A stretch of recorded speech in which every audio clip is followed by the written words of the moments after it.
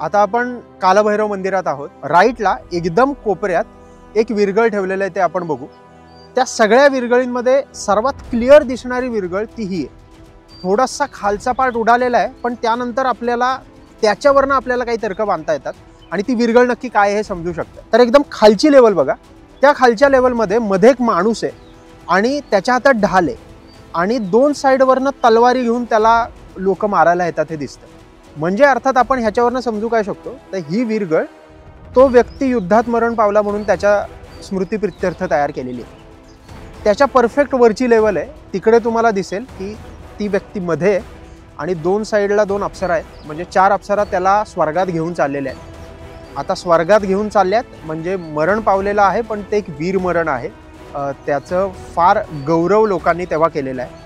आणि एकदम वरती बघितलं तर मध्ये क्लिअरली आपल्याला शिवपिंड दिसते, म्हणजे शैव परंपरेतला कोणतरी व्यक्ती तेव्हा मारला गेला, तो वीर योद्धा होता हे आपल्याला विरगळवरनं समजतं।